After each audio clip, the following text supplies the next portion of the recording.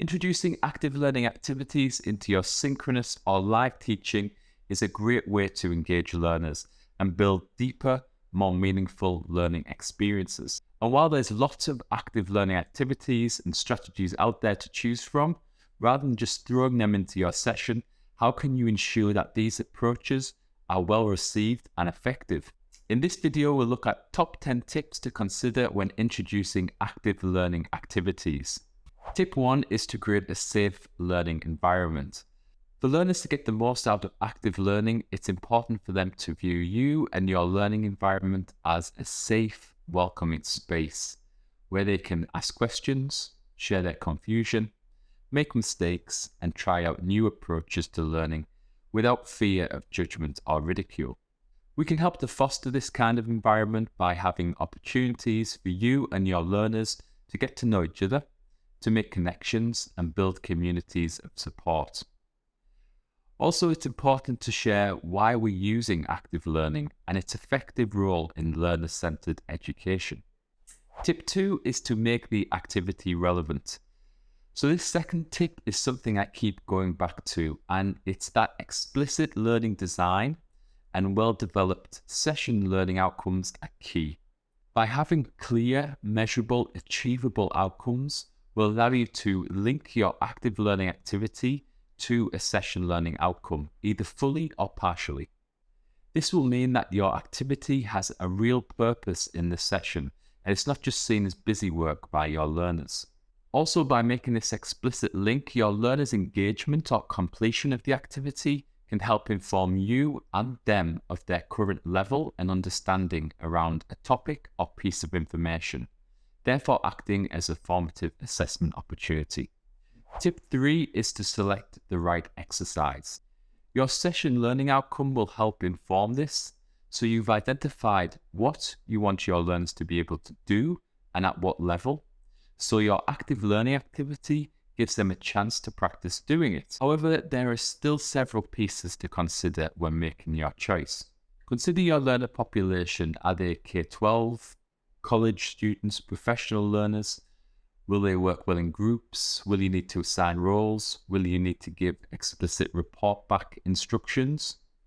Also consider your learner's group persona. Are they chatty? Do they like informal group work? If they're quieter, maybe they prefer individual activities or need more time to think and compose responses before discussions. And review your options. There are so many activities to choose from. Don't be afraid to explore different options and experiment and adjust the activity to suit your own context. And remember to challenge your learners. Active learning activities are supposed to address higher order thinking and therefore shouldn't be passive or too easy. Select activities that will challenge your learners, and you can provide support if needed. Tip 4 is to identify any preparation needed for the activity. How will you need to prepare?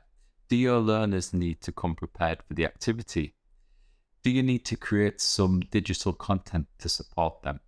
Do you need to provide clear instructions and guidance well in advance to allow your learners to prepare? How will learners know how they've done in the activity? Do you need to set up some mechanism for feedback?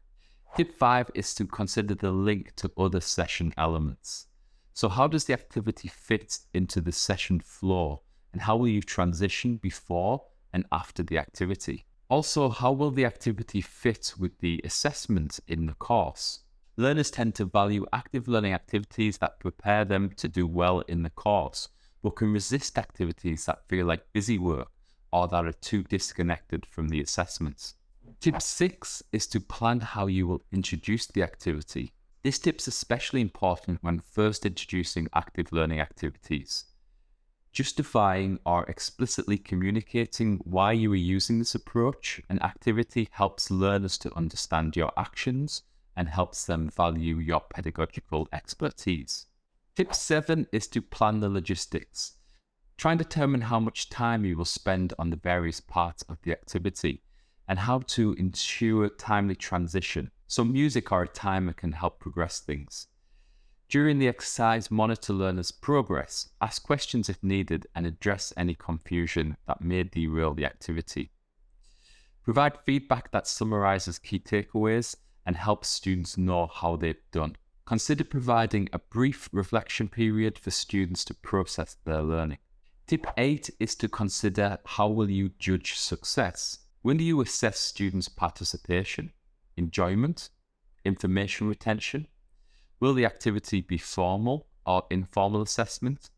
Do you want to include a post-activity follow-up, such as a minute paper or a discussion post or a quiz? There's no single right way to do this, but it's useful to consider what metrics you might want to use to judge success.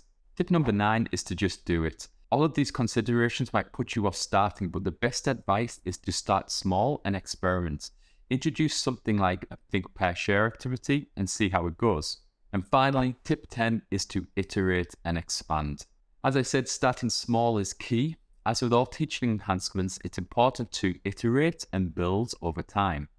So you start with something manageable, not too much of a drastic redesign, reflect on that, and then enhance it or add further to your session next time.